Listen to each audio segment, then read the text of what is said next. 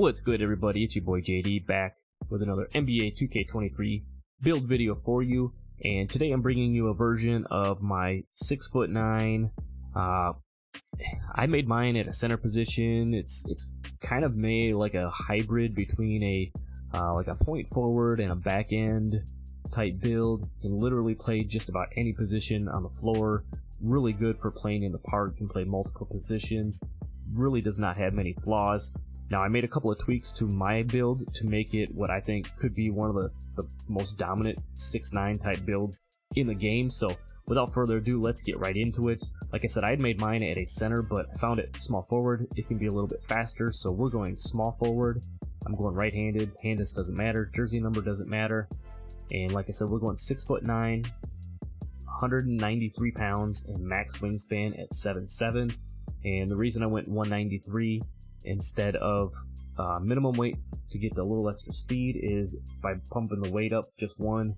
You can see we got the defensive rebound maximum up to a 93, which is going to be key. And then with the wingspan too, as much as I'd like to have the 85 3 ball, I want to have the max steal for the 90 steal as well. So let's go ahead and get into the build here. Like I said, the build really does not have much, if any, flaws here. We're going 67 on the close shot, 74 on the driving layup, 86 on the driving dunk,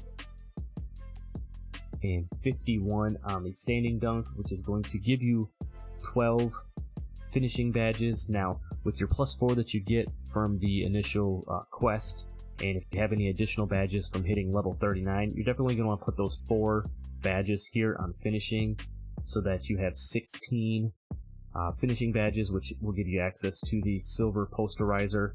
And then like you'll get the gold limitless takeoff as a tier 2. You get your fearless finisher on bronze. You get your slithery on silver as a tier 1. So, you know, if you put your +4 on here, you're going to be just fine. Like I said, you'll be able to get that silver posterizer and everything. So really solid on the finishing.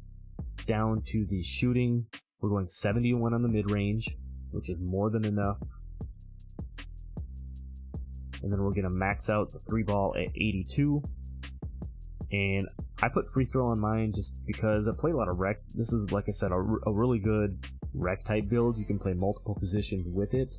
So I didn't want to skimp out on putting any free throw on here. Now, if you're just going to play strictly park with this build, feel free to drop the free throw down and add any little attributes that you want with that in additional spots. But with 17 shooting badges, that's more than enough in this game.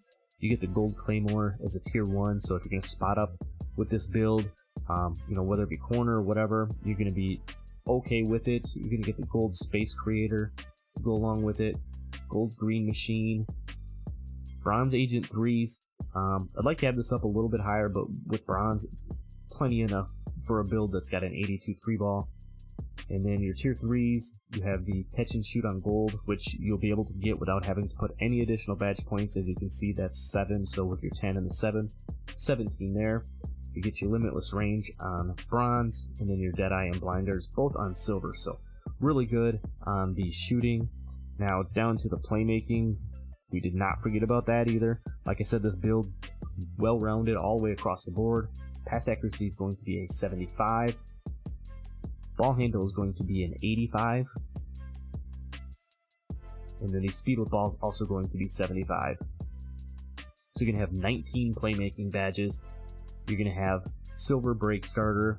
So if you're playing, you know, the 4 or in rec, the 3 in rec, whatever you're grabbing board, you're still going to be able to get it up the court in a hurry.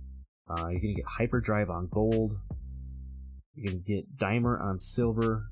And then your tier 2s are going to get gold quick first step at 6'9" with all of these other attributes. Your needle threader on silver.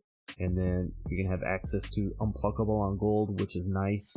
You can see if we move some of this stuff down too far. If you take that down just 2 ticks, you lose that unpluckable gold. Now, I would love to move this up to 87. And like I said, if you want to tweak the build a little bit to get to 87 to get the gold clamp breaker, you definitely could. But on this build, I think that we'll be just fine with what we got here. Now down on the defense, this is where it really makes this build unique and really makes it powerful. So we're going 73 on the interior. We're going 86 on the perimeter defense. We're going to max the steal out at 90. we're going 93 on the block, 76 on the offensive rebound, and 93 on the defensive rebound.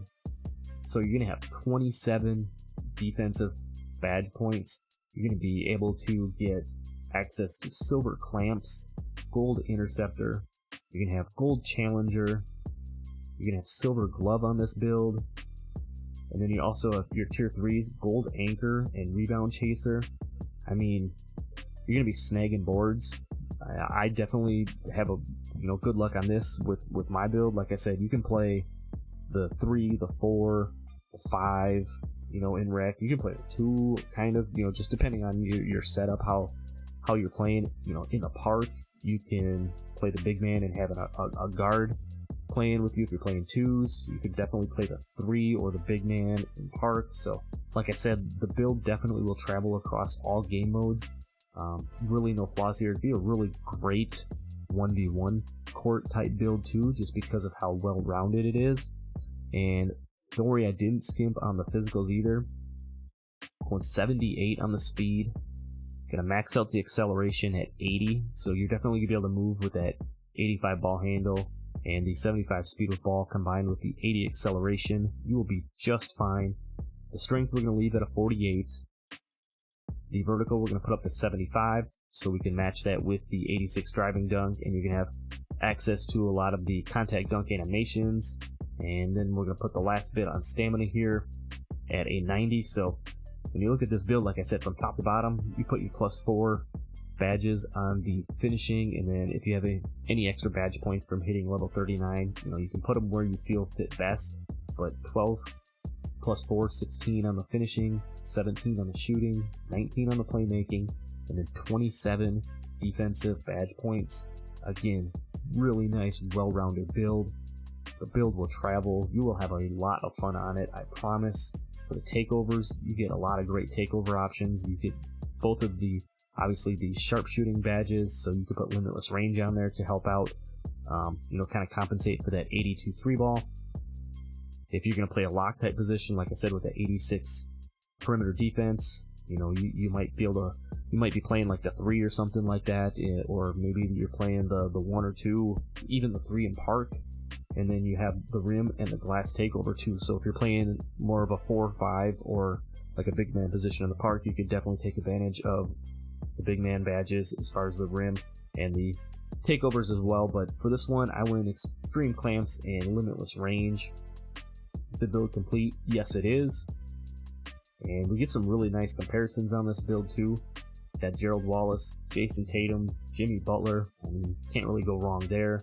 And the build is called a 3&D wing. So there you have it, the 6'9" overpowered build in NBA 2K23 Next Gen.